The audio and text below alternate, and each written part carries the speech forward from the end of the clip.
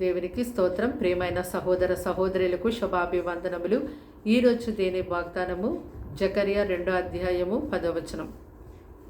సియోను నివాసులారా, నేను వచ్చి మీ మధ్యన నివాసము చేతును, సంతోషముగా నుండి పాటలు పాడుడి, ఈ యెహోవా వాక్కు.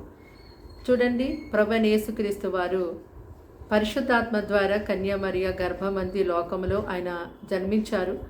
ఆయన 33.5 సంవత్సరాలు లోకంలో జీవించి మానవుల పాపముల నిమిత్తం ఆయన శిలువ మీద బలి అయ్యారు.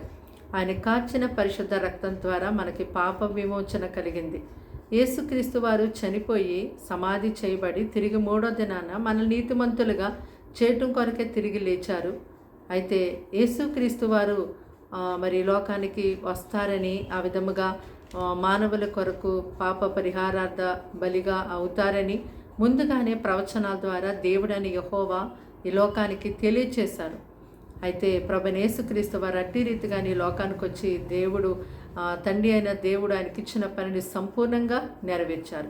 అయితే యేసుక్రీస్తు వారి లోకాన్ని విడిచి వెళ్ళిపోయే ముందు మరి శిష్యులతోనూ తన వెంబడిస్తున్నటువంటి జనులతో ఆయన తెలియచేసిన మాటలు మనం చూసినట్టయితే, మరి మీరు వెళ్ళిపోయిన తర్వాత ఎవరు మాతో ఉంటారు అని శిష్యులు అడిగినప్పుడు, ఎవరైతే నన్ను ప్రేమిస్తారో, ఎవరైతే మరి నా మాట గైకొంటారో వారి యొద్దకు నా తండ్రి నేను పరిశుద్ధాత్మ దేవుడు వచ్చి నివాసము చేస్తామని తెలియజేశారు. నిజమే, మనము ఈ దినాన నిరీక్షణ లేని ప్రజలం కాదు. మన దేవుడు పరలోకంలో ఉన్నారు. ఆయనను మనము ప్రేమించినప్పుడు, ఆయన యొక్క మాట గైకొన్నప్పుడు ఆయన మన యొద్దకు వచ్చి, తండ్రి కుమార పరిశుద్ధాత్మ దేవుడు మన యొద్దకు వచ్చి మన యొద్ద నివాసము చేస్తారు. కాబట్టి దేవుని యొక్క వాక్యాన్ని బట్టి మనం ఎంతగానో ధైర్యముగా ఉందాము.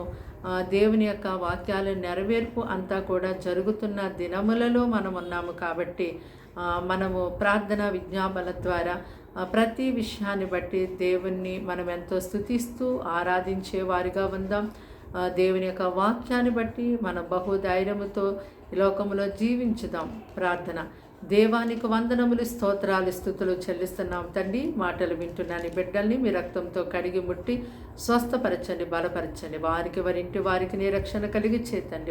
వారి పిల్లల్ని ఎంతో పోషించండి. వారికి ఉన్న ఇరుకులు బంధులు తీసివేతండి. అనారోగ్య సమస్యలు ముట్టి స్వస్థపరచండి.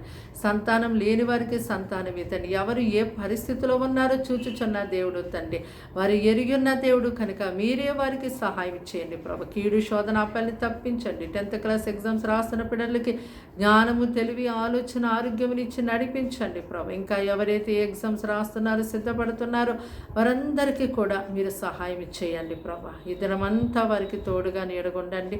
నీ గొప్ప రక్షణ ప్రతి ఒక్కరూ పొందుకోవడానికి వారికి సహాయం చేయమని యేసుక్రీస్తు నామములో ప్రార్థన సమర్పించి అడిగి వేడుకుంటున్నాము తండ్రి.